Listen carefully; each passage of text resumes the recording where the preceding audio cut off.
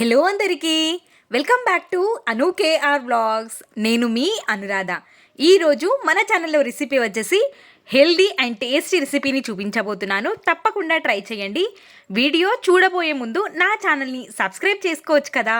చాలా సింపుల్గా చేసుకునే రెసిపీని చూపించబోతున్నాను, హెల్దీ కూడా. తప్పకుండా ట్రై చేయండి.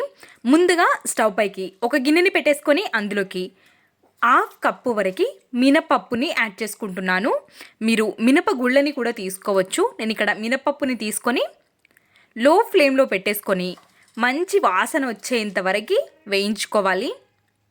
చూస్తున్నారు కదా, కలర్ కొంచెం చేంజ్ అవుతుంది, స్మెల్ కూడా మంచిగా వస్తుంది. చల్లారిపోయిన తర్వాత మిక్సీ జార్లోకి వేసుకొని మెత్తగా అయిపోయే విధంగా మధ్యలో మధ్యలో పల్స్ ఇస్తూ గ్రైండ్ చేసుకోవాలి. ఈ విధంగా ఉన్న పిండిని ఒక మిక్సింగ్ బౌల్లోకి జల్లించుకొని తీసుకోవాలి. ఖచ్చితంగా జల్లించుకొని తీసుకోవాలి, అప్పుడే మనకి రొట్టెలు అనేవి పర్ఫెక్ట్గా వస్తాయి.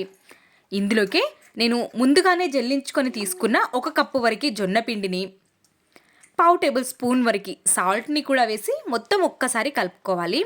స్టవ్ పైకి ఒక మందపాటి గిన్నెని పెట్టేసుకొని 1 కప్పు వరకు వాటర్, 2 టేబుల్ స్పూన్ల వరకు నెయ్యిని కానీ నూనెని కానీ యాడ్ చేసుకోవాలి. వాటర్ మరుగుతున్నప్పుడు మనం ముందుగా మిక్స్ చేసి పెట్టుకున్న పిండిని కూడా వేసేసి లో ఫ్లేమ్లో ఉంచేసి మొత్తం ఒక్కసారి కలిపేసుకొని మూతని కవర్ చేసి చల్లారేంత వరకు పక్కన ఉంచుకోవాలి. చల్లారిన తర్వాత మిక్సింగ్ బౌల్లోకి తీసుకొని ఇంకొక 1/2 కప్పు వరకు వాటర్ని యాడ్ చేసి పిండిని కంటిన్యూస్గా ఒక 2-3 నిమిషాల పాటైనా మర్దన చేసుకోవాలి. పిండి అనేది చాలా చాలా సాఫ్ట్గా ఉండాలి, అప్పుడే మనకి రొట్టెలు మంచిగా వస్తాయి. మనం నార్మల్ జొన్న రొట్టెలు తినడం కంటే ఇలా చేసుకొని తింటే రుచిగా కూడా ఉంటాయి, హెల్దీ కూడా. ఇదే విధంగా ఇంకా ఫ్లోర్ పైకి పొడిపిండి సహాయంతో చపాతీలాగా చేసి తీసుకోవడమే. చేత్తో చేయడం వచ్చిన వాళ్ళైతే ఇంకా ఈజీగా ప్రిపేర్ చేసుకోవచ్చు, రాని వాళ్ళు ఈ విధంగా చపాతీ కర్రతో చేసుకొని తీసుకుంటే సరిపోతుంది. జొన్న పిండితో ప్రిపేర్ చేస్తున్నాం కాబట్టి చాలా సున్నితంగా నెమ్మదిగా ప్రిపేర్ చేసుకొని తీసుకోవాలి. మందంగా కాకుండా పల్చగా కాకుండా మీడియం సైజులో ఉండే విధంగా రోటీని చేసేసుకొని ఒక సైడ్ రోటీ చేస్తూనే ఇంకొక సైడ్ పెనాన్ని వేడిగా చేసుకొని ఉంచుకోవాలి.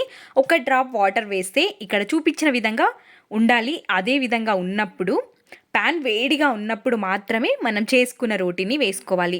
ఇక్కడ వాటర్ పెట్టుకోవాలి. ఆయిల్కి బదులుగా వాటర్ పెట్టుకునే చేసుకుంటారు జొన్న రొట్టెలు, కాబట్టి నేను చేత్తో పెడుతున్నాను. మీరు కాటన్ క్లాత్తో కానీ కవర్తో కానీ పెట్టుకోవచ్చు.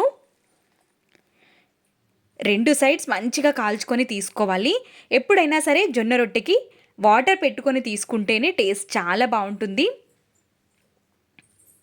అదేవిధంగా అన్ని రోటీస్ని చేసేసుకొని ఈ విధంగా ఖచ్చితంగా వాటర్ పెట్టుకొని తీసుకోవాలి, అప్పుడే పగుళ్ళు లేకుండా రోటీ అనేది పర్ఫెక్ట్గా వస్తుంది.